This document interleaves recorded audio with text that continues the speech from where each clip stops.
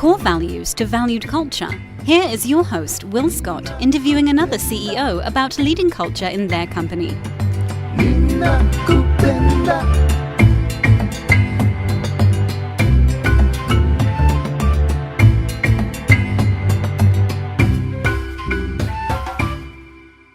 Okay, welcome to another Culture Czars interview, where we talk to CEOs that care about corporate culture. We call this series From Core Values to Valued Culture, and our purpose is to help CEOs create environments where people thrive, such that employees love where they work and have a purpose to why they work.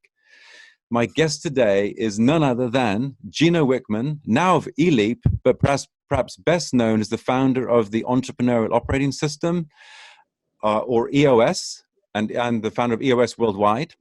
Gino is also author of the best-selling book Traction that popularized that business management system, and many other books in the series too now, Gino. But I know that book has sold over 1 million copies worldwide. Gino, thanks for being on the show. It is a pleasure to be here, Will. And very excited to talk about your new venture and eLeap, and particularly as it's so relevant to what's going on right now. Mm-hmm. So, this podcast may be listened to over the months and years, but just acknowledge that this is a very unique time for the entrepreneur and for the world at large. And let's start there, Gino. What are your thoughts about your new venture, eLeap, and in particular at this time of coronavirus and the disease COVID-19? Yeah, timing is everything. So I'll step into the answer to this question with creating a little context, and something that my business mentor taught me almost 30 years now. And he said, Gino, in a 10-year business cycle, you're going to have 2 great years, 6 good years, and 2 years that will be terrible and potentially put you out of business. And since he taught me that 30 years ago, it has held true every decade. And if we look back at the previous 100 years and we look forward, I think it's going to hold true. And so here we are. So that's point one. Point two is, I've been telling, we have 350 EOS implementers around the world now. And for the last probably 7 years, I've been teaching and telling them, this message from my mentor. And I say, get ready. It's coming. It's coming. It's coming. Be prepared to take a huge hit to your business, have 6 months cash flow so that you can sustain this. And so here we are. The two bad years have hit us. Who knows how long it's going to last? I mean, you said this is going to air in a week. It could all be over in a week. I doubt that. None of us are good enough to determine that. But for the ones that listen to me and the conversations I have with them, they are at total peace. And sadly, the ones that haven't listened, they're hurting right now.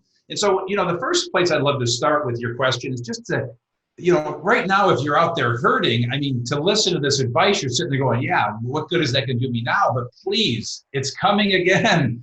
Between now and 10 years from now, you're going to get your ass kicked again. It's coming. Have 6 months cash reserve. And so if you are a company, if you have a business, please have dry powder, 6 months worth, because those people that prepared well and knew it was coming, they're going to come out of this even stronger. And unfortunately, they're probably going to buy 3 of their competitors, So it's brutal. It's painful. And then the other thing I would suggest is what I learned. Ironically, my wife and I were in St. Lucia just as it was about to hit. Things weren't shut down yet, but, I made a decision that I'm going to stay in paradise. We got home early Monday morning of a week and a half, 2 weeks ago. And I decided I'm going to enjoy paradise, because when I come back, I know I'm coming back to a shitstorm.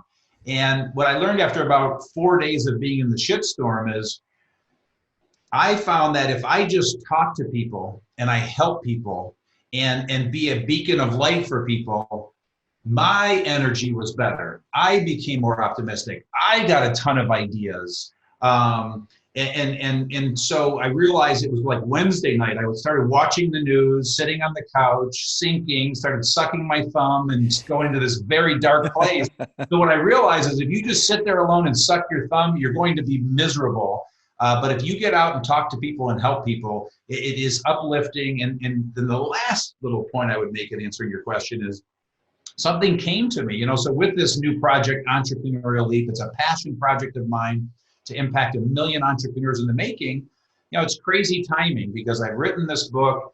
I created something called the Leap Journal. And the journal is where you work your way through that journal, one chapter at a time, 30 minutes a day commitment. And so I've launched on Tuesday the 16-day Entrepreneurial Leap Challenge. It's like the perfect timing because people are sitting home, they're laid off, they're home from school, they got nothing but time, and they make a 30-minute commitment a day to work their way through this journal and decide, is taking an entrepreneurial leap right for them? And the reality is, these are the times that new great entrepreneurs are birthed. There are going to be a tremendous number of entrepreneurs that are created out of this, and I hope to help a lot of them. Yeah, yeah, I love that. And you're talking about helping people. I'm reminded that as members of, at least I'm a current member of the Entrepreneurs Organization, one of their values, or sorry, the Entrepreneurial Operating System core values, right, for implementers is help first. And so I've been a party to a number of webinars and things where people are absolutely diving into help first. And I know I'm doing that too. Clients in need, just help now. Don't even talk about charging or anything like that. It's just help first. Yeah. And helping each other is a great way to go on that. Here. Going back to your 262, and hopefully just remind people there's another 6-year period coming as well. So, get ready for that, and we're all gonna prosper again.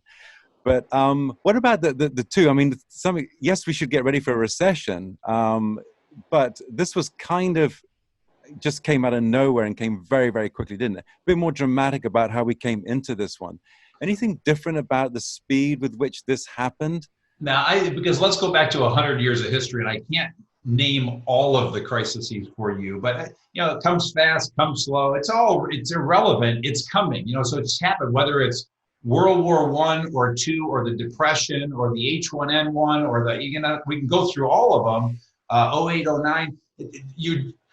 Nobody, so the next 100 years and the 10 more times this is going to happen, none of us can predict what that's going to be, if it's going to be a virus, if it's going to be a meteor hitting the earth, who knows, but it's coming, and it's going to jeopardize your business. It's going to rock you, and you've got to be prepared. You've got to, nothing happens without an economy. It's with no economy, we're probably all going to die. So you got to have cash flow. You got to be sitting on dry powder. You got to be prepared to get your ass kicked. And what a world it would be if everyone on the planet had 6-month living expenses. And that's even if you live on $1,000 a year or $10 million a year.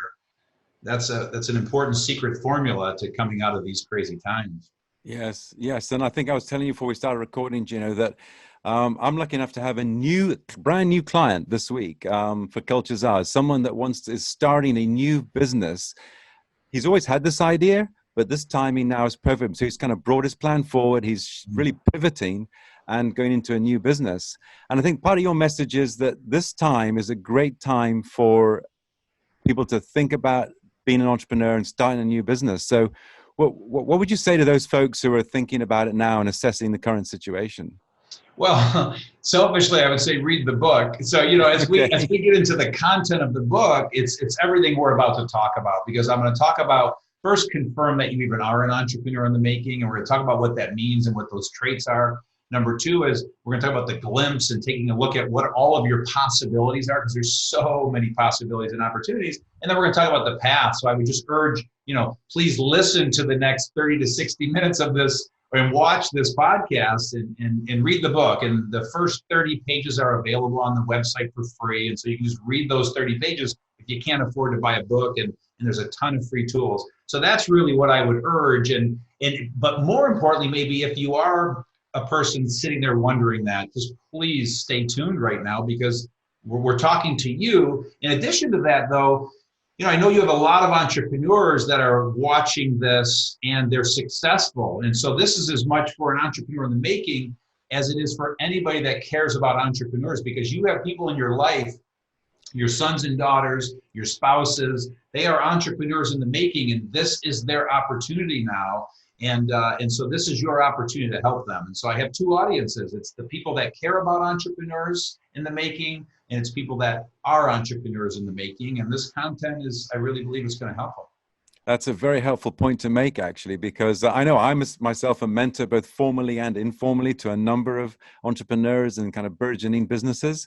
So that's a good message for everybody that the book E-Leap is not just for would-be entrepreneurs, it's for people that want to help entrepreneurs. Exactly. And the book's called Entrepreneurial Leap. We lovingly call it E-Leap for short, but it's Entrepreneurial Leap in case you're looking for it. But the other thing I would suggest, too, for any entrepreneur that's successful that's listening right now, what I never expected is how when you, whoever you are, read the book, it absolutely lights you up because you're about to read your life story. I mean, it's what I've written is scientific. There's not an ounce of theory. It is just from the real world, my 30 years of working with thousands of entrepreneurs. So there is a little ancillary benefit for what it does when an entrepreneur reads this book.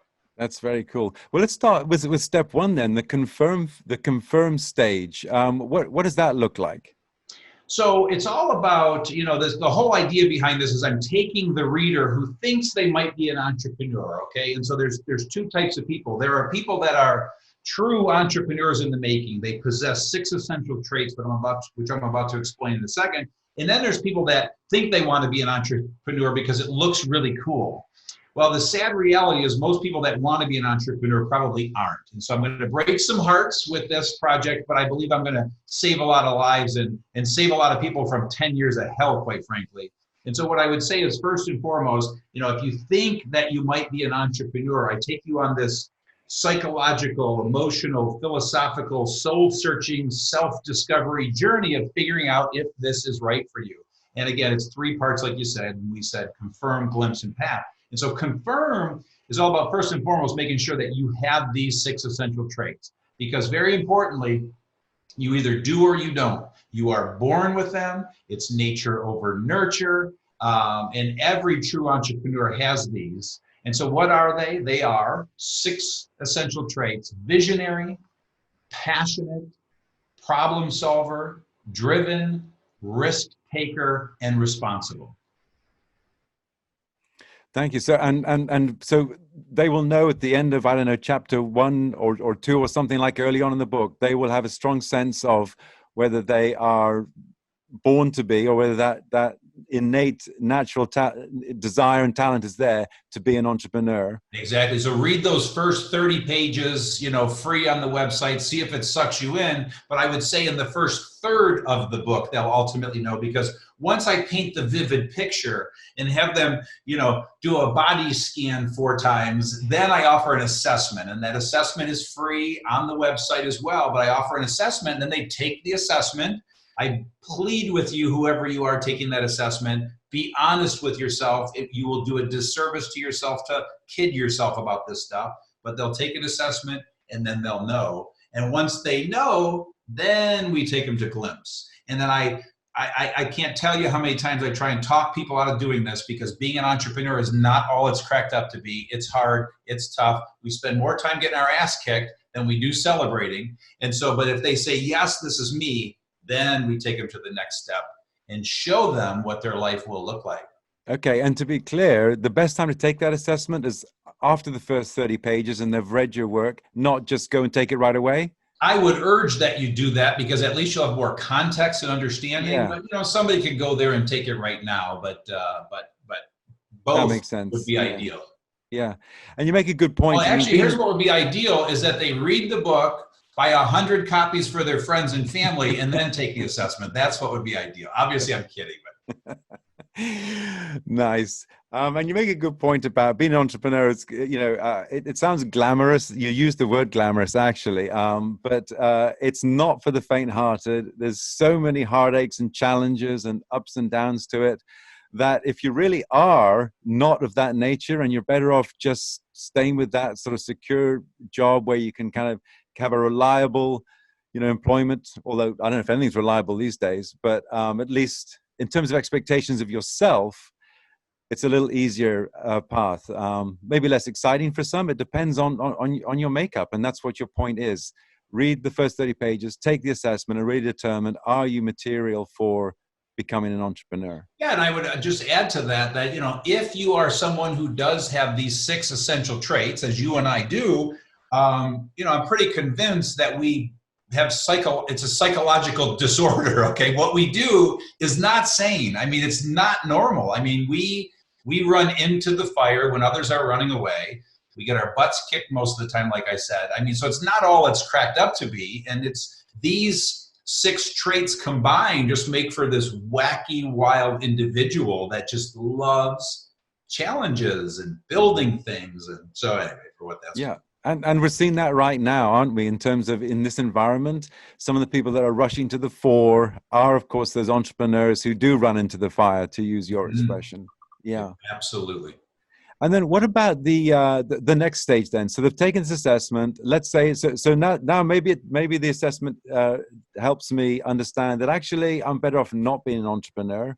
Then we carry on with what we're doing, right? Or perhaps find something that at least a job. I advise go get a real job. So I believe that like 4% of the world has these 6 essential traits, and then there's 96% of the world where we need teachers and cops and nurses. And I mean, we need all those other careers. So, I keep saying it's not all it's cracked up to be. So just decide what you're genetically encoded to do and go deliver and provide that service to the world. So really there's only 4%, right? That's what you expect. Yeah. That's my experience. And did you say that we're all a little bit crazy, those 4%? 100%. There's a great book called The Hypomanic Edge, which explains it better than I've ever seen it explained. And at the root, it just talks about how, the people that came over from Europe to settle in America and build America, they were all entrepreneurs, so we got all the crazy people over here. We got all the entrepreneurs. We got all these people with these risk-taking psychological disorders. By nature, right? Yeah, that's why it's such an entrepreneurial hotbed. And, it's slowly changing. I hope we'll still maintain our entrepreneurial spirit for the next 100/1,000 years to come. But, it's in our genes. Right. And I'm having a thought, actually. I think, Gino, one of the most brilliant things that you came up with from your EOS days is this concept of a visionary and an integrator. And so, visionaries typically start businesses and have ideas and kind of evangelize and, charge the future. But they're best paired with, and maybe there's a great job here for folks in these startup or entrepreneurial companies. At least there is great jobs to be had there.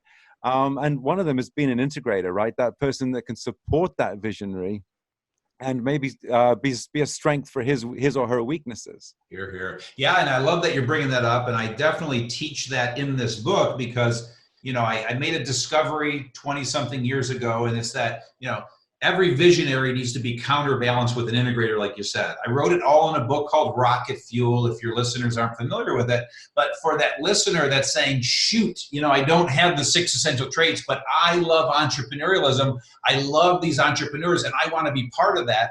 You may be an integrator.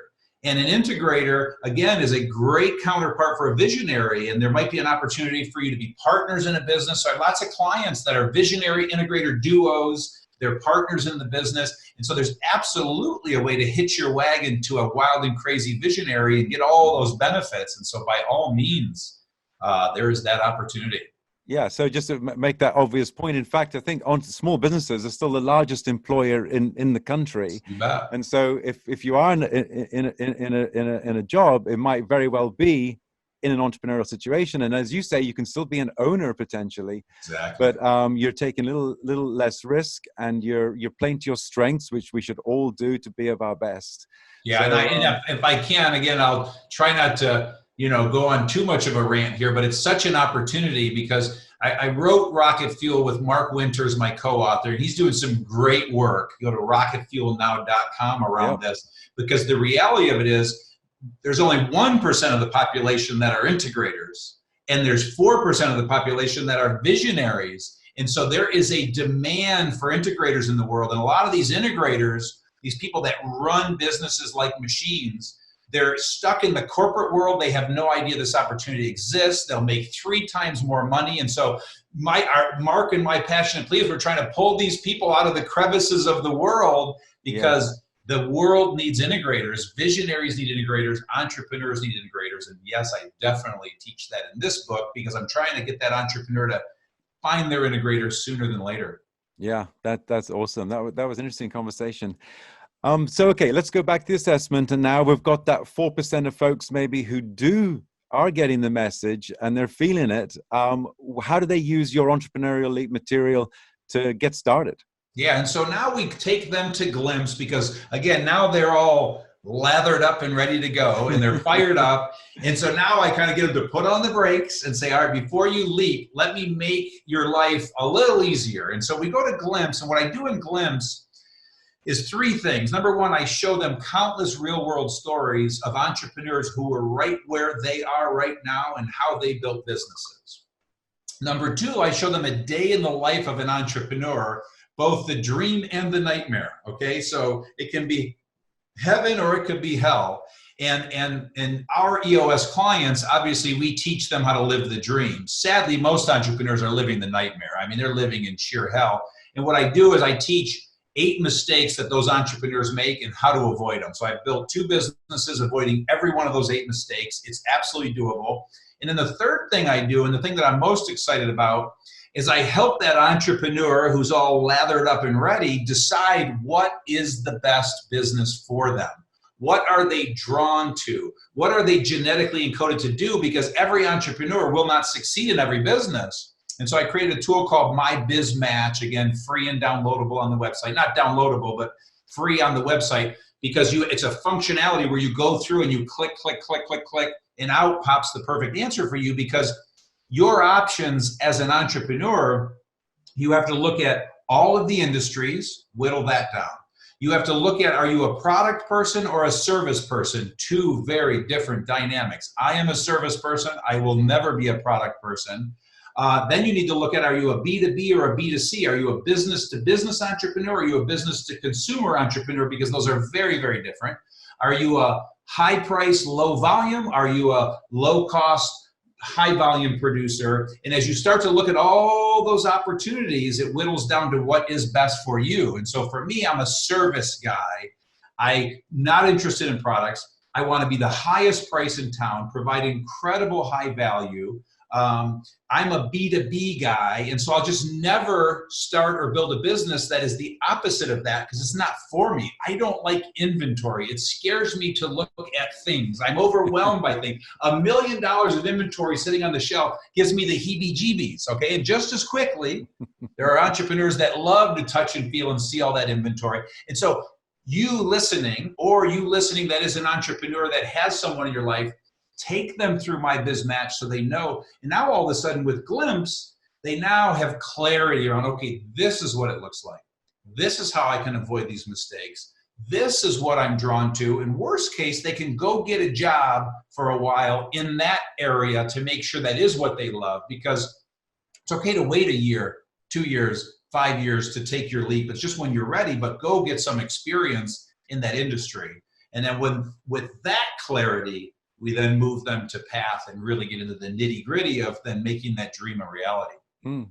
So you use this word glimpse as kind of, and it's a lovely word, but is that like an aha moment, or there's sort of a window into this? Tell us more about that specific. If you have the 6 essential traits, what Glimpse does for you is shows you a vivid picture, and the way that you genetically work and the way your brain works, you are going to see so clearly. And so what it's going to do is light you up. It's going to make you want to move. And then again, I still caution you to not move until you read Path and do everything in Path. But the idea is to get that incredible visionary mind to see it. And man, once that mind sees it, more likely to happen, probably going to happen. And like I said, it lights them up. Yeah, you just can't let go of it. It wakes you wake up in the middle of the night and your heart starts pumping when you think about it. Here.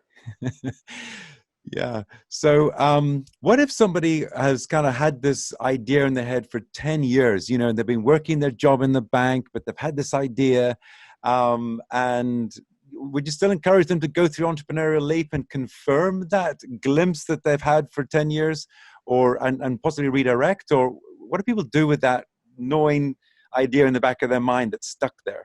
Yeah, for sure. So the intent, and I wrote this for an entrepreneur in the making. And so if you think about the life cycle of an entrepreneur, from thinking I am, having my idea, taking my entrepreneurial leap, building a 1,000-person company. This is for that very first step, that person that thinks they might be. So that's the intention. And the goal is to take them all the way to leap, okay, when they start the business and generate $1. That's the whole purpose. What I had never intended is two things. Number one, what I already shared is when that entrepreneur of the 1,000-person company reads this book and just gets totally reinvigorated because they just read their life story. The second I never anticipated is for someone who started their business, or like you said, they've got the idea, they're sitting on the idea, again, or they're in this startup phase, first year or two, it is a great litmus test to decide, did you make the right decision? Should you pull the plug on this thing? Or ideally, you realize you made the right decision, but now I'm showing you the little tweaks you need to make and why it's not working for you. And so to that person that you described that has been sitting on this idea a long time, yes, reading this book is going to help them decide, should I pursue this idea? And with all due love and respect, most of them are going to decide no, but some of them are going to decide hell yes, and they're going to make wonderful tweaks to their idea on this because of this psychological journey I take them on, and they're going to emerge incredible entrepreneurs 10 years from now. Yeah. And so then the path, I mean, so they made that decision, they want to commit. How does entrepreneurial help them with that phase of being an entrepreneur? You bet. And so with Path, I'm going to give you the high level of the chapters in Path in the final third of the book. And so I first talk about college or not. Second thing I talk about is how to find your passion. Third thing I talk about is how to find a mentor. Next thing I talk about is the power of 10-year thinking. Then I get into the 8 disciplines for greatly increasing your odds for success. And then I share the 9 stages for building your business. And so there's the high level, and this is your podcast, so we can go into each one of those, because if we went deep into each one, we would be here for about 3 more days, and that's not fair to your audience. And you know your audience better than I do, or you tell me what you're drawn to, but we can go into any one of those, and I'll let you. Well, I would like to touch on each of those, at least at some level, and Sure. definitely the 8 disciplines. I mean, I'm sure everyone's curious. Ooh, what are the 8 disciplines? You know, because that's when the rubber hits the road, right? You bet. There's no question. Yeah. So you mentioned college, finding a passion, finding mentor. I mean, I know as an entrepreneur, certainly that I've always I've never had to seek passion. I mean, I've just had the passion just burning in me always to do the things that I want to do. I've never needed motivation to pursue my businesses and the environments that I create for my employees. But mentoring is definitely, I've probably, haven't always had a mentor, and I know that's a great thing. Tell us about your thoughts on having a mentor. Yeah, you bet. And then based on what you said, I'm going to just give you 30 seconds on the 2 chapters before that, and then I'll give you 60 seconds on mentoring. Yeah. Go deeper. But college or not is all about deciding whether college is right for you. I give all the statistics, all the facts, list of incredibly successful entrepreneurs that have a degree, that don't have a degree, and you then decide for yourself. When in doubt, you should probably go to college, but you'll understand what you're going to get out of college as an entrepreneur. Number 2 is about finding your passion. And what's important for your listener to know is that you will not succeed in business without a deep passion for what you're doing, without knowing why you're doing this. Because again, you're going to get your ass kicked all the time, many times. And the only reason an entrepreneur picks themselves back up is their reason for being. So now on to mentoring. With mentoring, it's not like you're destined for failure if you don't have a mentor, but mentoring is kind of a speed pass to success. And so I had 2 great mentors in my life, Sam Cupp, my business mentor, and my dad, my leadership and communication mentor. And these 2 men shaped my life. More than half of the entrepreneurs I know and I interviewed had mentors. Less than half didn't. So you're going to be just fine. But the idea is to find someone who's where you want to be. And so, for instance, in Glimpse, when you do the My Biz Match and you know the industry that's right for you and the business that's right for you, go find someone in that business and reach out to them and see if they'll mentor you. Worst case, go work for them for free or at a greatly reduced salary. or compensation. But Yeah. the idea is you then reach out to those people and you just ask. And you're going to hear a lot of no's. These are very busy people, but you're going to get a yes. And so you got to work it hard. And then you meet for the first time, you share your aspirations, they share their stories and insights and ideas. And if it feels right, you move forward and agree on a format. And I lay out the whole process for finding a mentor in that chapter. Yeah. And actually, I want to take you back now because you were talking about a purpose, sort of under the subject of passion. Yeah. And it's a curious thing, isn't it? A lot of people kind of struggle to find purpose or be able to, they may feel it, but even to be able to explain it and put their, their why, if you like, their purpose into words. Yeah. Does the book help them kind of bring that alive? 100%. I mean, literally taking them through in a chapter, giving them lots of exercises, lots of examples. And I'll share one with you and your audience because I can share it in 30 seconds and it's really powerful. It had a huge impact on my life. And I can't remember where I learned this, but it's a 30-minute exercise. You do it in a quiet place, totally uninterrupted, and you answer 3 questions. Question number 1 you answer is, what are your 3 greatest successes? Question number 2 is, what are your 3 greatest failures? And then question number 3 is, what has life prepared me for? And so your passion typically stems from a wound, pain from the past, a challenge, an obstacle, a barrier, something you had to solve. And so in that's one of many exercises that will really help you understand. And when we're using the word passion, please understand over history, this has been called purpose, cause. Simon Sinek calls it why. I mean, there's nothing new here. This has been around forever. And so it's just what gets your blood pumping, man. What gets you fired up? And you can call that whatever the heck you want to call it. It's just passion's a very popular term right now. Yeah. And one thing that I helps is it's not necessarily just it's not about you so much as about what you're doing for others, right? Well, and what's funny about that, I don't want to go too deep into this, but what I created with EOS and what we teach the world with EOS is the answer to this kind of falls into 4 buckets. And again, I want to be careful getting too deep into this, but one of those buckets absolutely is about people, is about the customer, is about serving. Okay. And that's certainly where mine always falls. But then there's the second bucket that's about your people inside your organization. There's some companies that's just all about their people and building something amazing. And then the third and fourth type are, number 3 is all about winning, crushing competitors, being dominant in the marketplace. And it's okay. And so that's important to some. And then the fourth one is all about innovation and creativity and solving big problems. And so whatever words you use, they tend to fall into one of those 4 buckets. And again, I share all of that in the book as well. Well, this is really cool. I feel like we're getting the book for free in less than 60 minutes here. If you gave me time, I would read the whole thing to you again. So I don't make a lot of money per copy, and so you'll see there are 9 free tools on the website. I am doing everything in my power to give this content away to the world. I mean, this truly is a passion project. Yeah, that's amazing, and that's very cool. Speaking of which, the audio book. Mm-hmm. Do we have it yet? Oh yeah, no, it's in every format, all major retailers, every format that exists. You bet. And who narrated it?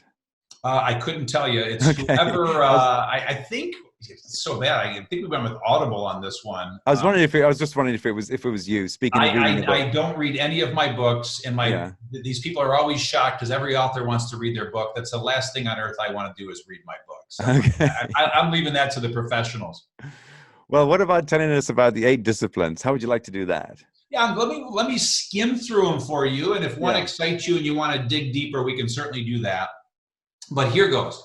So discipline number 1 is to clarify your vision. And I'm going to give you just a quick little dissertation on each one. But one of the mistakes that entrepreneurs make is they don't get clear on their vision. This is not about writing a business plan. 95% of startups do not need a business plan. It is a gross, ridiculous waste of time. Unless you're seeking outside funds, which only 5% of companies do, then you need a business plan. But what you do need to do is get your vision on paper so you can articulate it to your people, to your vendors, to your customers, to yourself. And entrepreneurs are just terrible at doing that. It's in their head. Got to get it out of your head on paper in a document. Number 2 is decide if you are a partner person. Okay, and so this is so vital because I've helped so many partners unravel their disaster. Yep. So there's 3 types of people walking the earth. Okay, there are entrepreneurs, three types of entrepreneurs.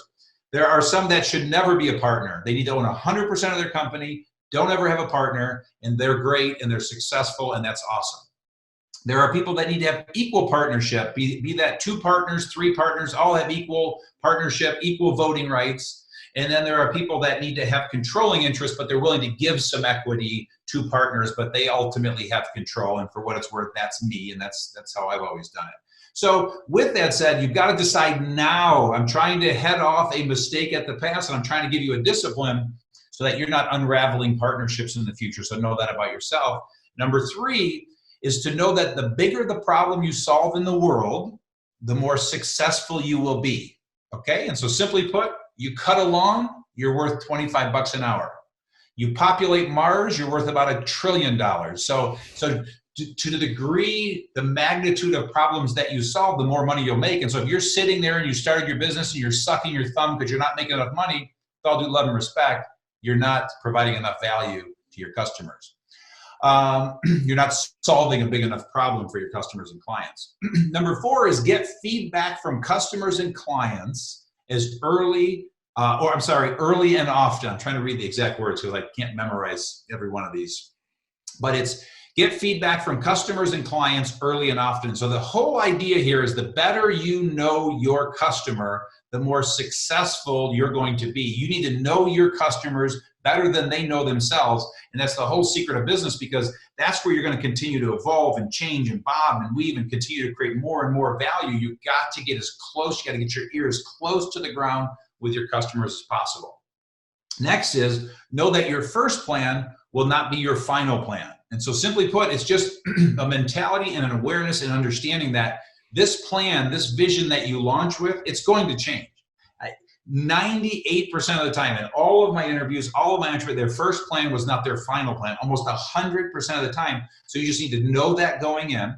And if you see the previous point, know your customer well, that's when you'll know when to make that shift on your plan. Number 6 is work hard, really hard. You've got to be fully engaged in this thing. You've got to work hard. Nothing's ever going to replace hard work in building a great company. Number 7, take criticism and doubt from others with a grain of salt. So when you do this, you are going to get lots of feedback. And in my opinion, the worst thing you can do is go ask all your family members and literally take their advice, because most of it is terrible advice. And you're going to hear people telling you you're crazy, you shouldn't do this, it isn't going to work. Take it all with a grain of salt, because nobody knows your vision like you know your vision. And so your job is to listen to all the feedback that you get from people and then glean from it what fits best with your vision, and then you'll be incredibly successful. So take it all with a grain of salt. Don't let it rock you, because some of you'll have a spouse that doubts you, and it's unfair and it's probably wrong, and that's sad, but then you got a decision to make there. That's a tough one. But take it with a grain of salt, and then see it every night. And so a woo-woo thing that I wrestled with whether I was going to put it in this book, but it's scientific. So every night when you go to bed, if you just see that 10-year goal in your mind in vivid color, it is more likely to happen. Wow, that's awesome. Thank you so much. And I'm particularly interested in perhaps the counterintuitive one there of taking criticism with a pinch of salt, because I'm sure we're all taught and encouraged, listen, get feedback. But you're absolutely right. The most successful entrepreneurs, the most visionary ones, just saw it. I mean, Steve Jobs is perhaps a great example, but they see their future and they just drive towards it. And they push the naysayers aside. Yeah, I'll give you 2 data points for what this is. They're 2, whatever you want to call them. If you don't have time to do this right now, but let's pretend you have an idea for a business. If you go ask 100 people for their advice, you are literally going to get 100 pieces of differing advice. So let's just do the math. Okay, so then take all of their advice. You will be out of business in like 7 days. You can't take all of their advice. And most of it is terrible, with all due love and respect. So you've got to glean. So get lots of feedback. I'm a fanatic about getting feedback. 75 entrepreneurs read this book. Everything I do, I test it, hone it, try it, and get lots of feedback. You got to get feedback. But listen, if I listen to all that feedback, this would be an awful book. I would not be in business right now. So that's point one. Point two is there is an incredibly successful entrepreneur that I cannot say his name because I'm trying to find the source of where I heard this. And many people have said it exists, but I can't find it. I literally read it in a book. And so if your listener knows where this source is, but there's an incredibly successful entrepreneur, everyone would know this person's name. What he did is he assembled a board of what he called intelligent people. And what he would do, it was 10 people. He would meet with this board and he would present his ideas to the board. And if 7 out of 10 hated it, he knew he had a winner. And if 10 out of 10 hated his idea, he knew it was revolutionary. So they all thought that they were being intelligent advisors. But listen, listen, we're talking about these tough times. Holy shit, read 20 articles right now. You'll be twisted in a knot. It's just all these people that think they know what the hell they're talking about, just pretending like they know what they're talking about. It's brutal. But again, you just got to, same thing, you got to glean, you got to listen, you got to make your own decision at the end of the day, because if you follow the herd, you're going to follow the herd right off a cliff. Yeah, and I think we're talking about two different things, because one of your 8 disciplines is customer feedback, and you're saying seek that early and often. So for sure, listen to what your customers are telling you. But when it comes to those things, sort of things, strategic things, perhaps, or directional things, take criticism with a pinch of salt. And I mean, you're really saying trust your gut a little bit? Oh, 100%. Yeah. Trust your gut, know your vision, do everything I'm telling you in this book. But let me give you an example on what you just talked about, because yes, you need to get your ear to the ground with your customers and clients. But here's what's important. They're going to mislead you. Your job, so let's go back to me building and creating EOS. 5 years, 500 sessions, testing, honing, refining all of these ideas that I had and getting their feedback. Okay. And so my job was to listen to their feedback. If I listened to all of their feedback, I'd be out of business today. And so I gleaned what I thought was best for them, because I knew them collectively, 50 different companies simultaneously. If I did everything they asked me to do, hey, Gino, can you create a program that helps us hire people better? And hey, Gino, can you create a marketing? If I went and did if I did everything they asked me to do, there aren't enough of me to do that, and I'd be out of business. And so at the end of the day, I take all of that information and I make the best decision for what I'm trying to provide to the world. So they would have misleaded me. So please, I hope you're hearing that. Don't do everything your clients tell you to do, because they'll put you out of business. That's true. That's true too. Yes. But I know that's true in my own case as well, that I've kind of learned that maybe a lot of good ideas, but I tend to stick with where I think I need to be going. And of course, want to be more successful, because I'm going to drive. That's my passion. That's playing to my strengths.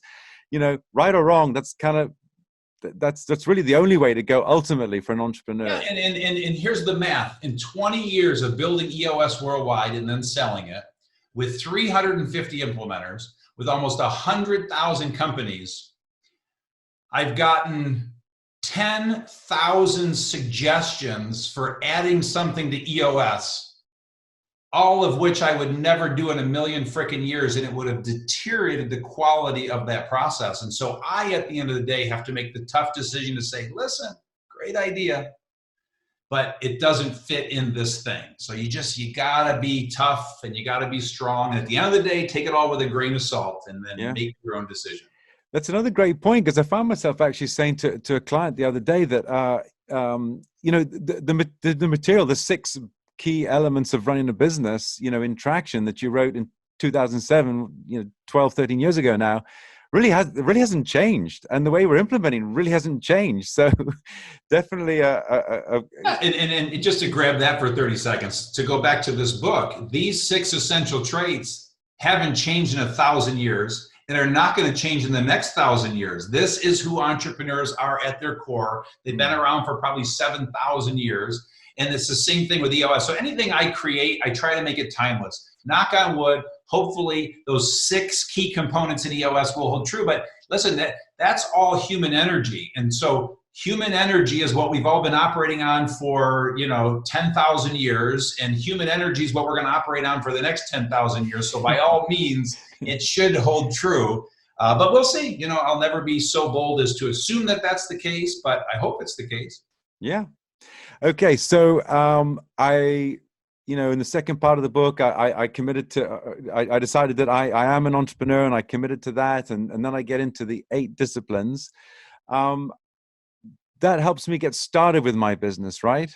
And then, so how does the book kind of end, or what's the sort of final messages in there for what's next, Yeah, and or so how then I keep the momentum, or yeah, exactly. So then I take them through the 9 stages, and we don't need to get into those, but so I take them through 9 stages, and the idea behind the stages are just all awarenesses, because this is what you're going to be faced with in various stages. Unfortunately, it's not perfectly linear, and it's just going to help you avoid half the mistakes you're going to make. And it's going to greatly increase your odds.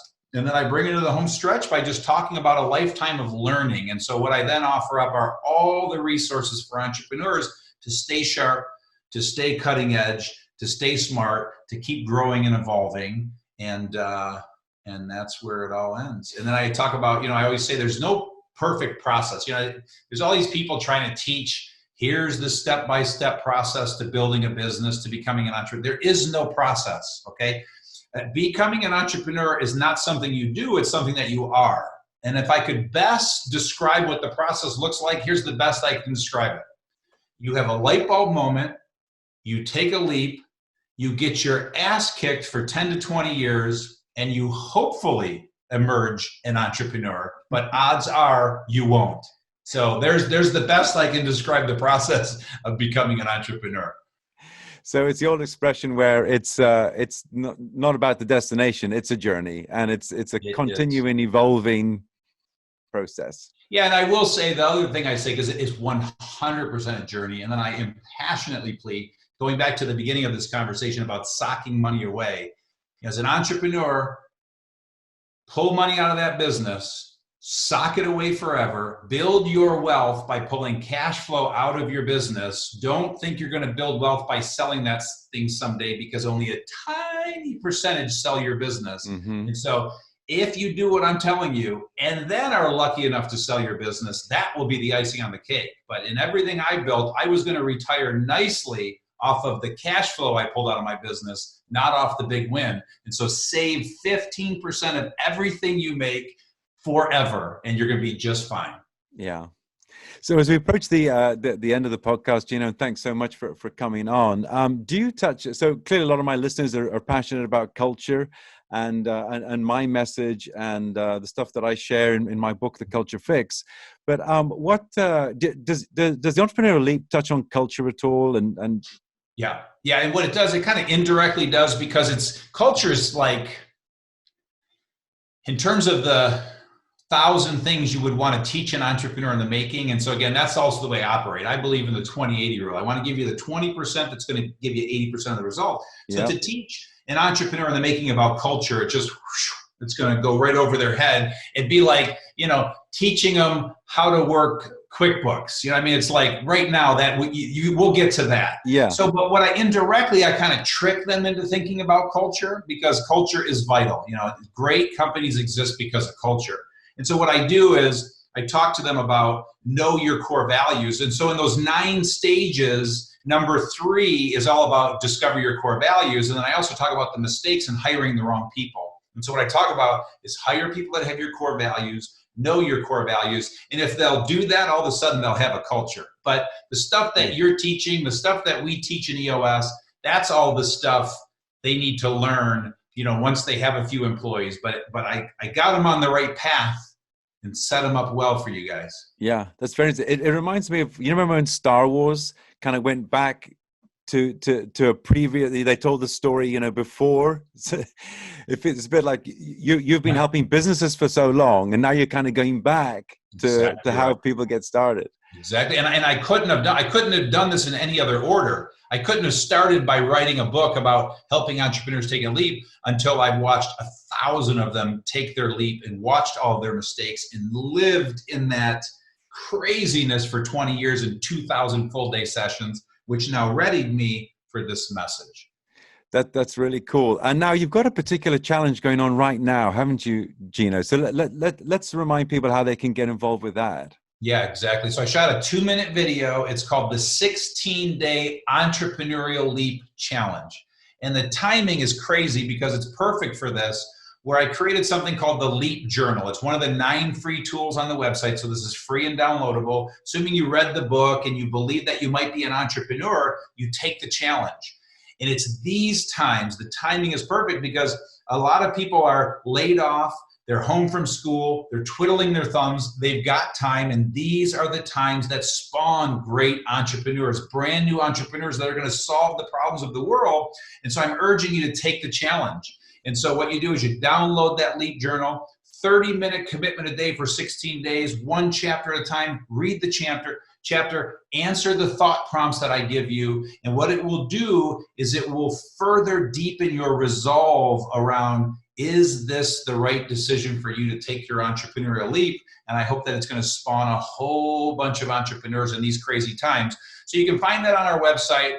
It's on our YouTube channel. You can probably just Google 16-Day Entrepreneurial Leap Challenge, but it's out there, and there are thousands. We literally launched that 2 days ago, and there are thousands. It's spreading like wildfire, and hopefully it's going to make a nice. That's awesome. And as you say, what great timing, but perhaps too for folks, unfortunately, who may find themselves at home, either because they're home sheltering and working from home, or because, a lot of people have been laid off. A lot of people in the service industry and all over are now at home thinking, what next? Well, what better to do than go and discover, is this their time to become an entrepreneur and to use your materials and your book for that? So that's really, really awesome that you've got that challenge right now. Nice. Thanks. Yes, I'm excited about it. Yeah. Well, look, so we began by talking about, coronavirus and the environment we find ourselves in. So again, we've just said that this is a great time for you to go and dip some more into that using your tools. But, final thought, given the environment that we're in right now? Yeah, I don't know that I would say anything new from what I said. So I'm just pausing for a second. So maybe I just want to re-say and re-emphasize what I said. Nobody knows what's going to happen here. There are a handful of people that know all of the information, and I'm going to trust at the end of the day they're going to make the right decisions for all of us. But if you look at history, this is just another crisis. And like we talked about, going to be another one 10 years from now, and another one, and another one, and another one. And we've always endured. Hopefully we will continue to. Who the heck knows? In these crazy times, talk to people, help people, engage with people, take the focus off you and put the focus on them. And it's really amazing what that's going to do for your energy, for your creativity, for your optimism, and you're going to get an idea or two. And so that would be my urging, as opposed to sitting on the couch, watching the news, sucking your thumb, woe is me. There's nothing good for you or anybody else if that's what you spend your time doing. Yeah, and let's remind people, folks, again, that the entrepreneurial community is huge. It's not just made up of entrepreneurs who certainly drive it, but there's the whole ecosystem of entrepreneurship. There's people that are mentoring entrepreneurs can get value from this material. There's, of course, people that are working for entrepreneurs who could perhaps understand the entrepreneurial mindset by going to your material. So it's a big ecosystem, and there's lots of people that can benefit from dipping into this new material, which comes from a lifetime of your work, right? Gino, did you say 20 years, 30 years? Well, so it's been 3 decades of obsessing about businesses and entrepreneurs. Yeah. Well, I'm certainly delighted that we've had your time today and that Culture's Ours has been able to benefit from your 30 years of business experience. Love your work to date. It's really exciting, this pivot that you're making to a new chapter in your career, perhaps the next decade, defined by Entrepreneurial Leap. So thank you very much, Gino Wickman, for coming on the show. And congratulations, and we wish you all the best of luck. And thank you so much for helping this vital engine of not just American commerce, but global commerce with all the work that you do. Thanks, Will. I had a blast. It's fun. Cheers. Thanks, Gino. Thank you. Bye. Thanks for listening. Be sure to click subscribe, check us out on the web at culturezars.com, and we'll see you next time.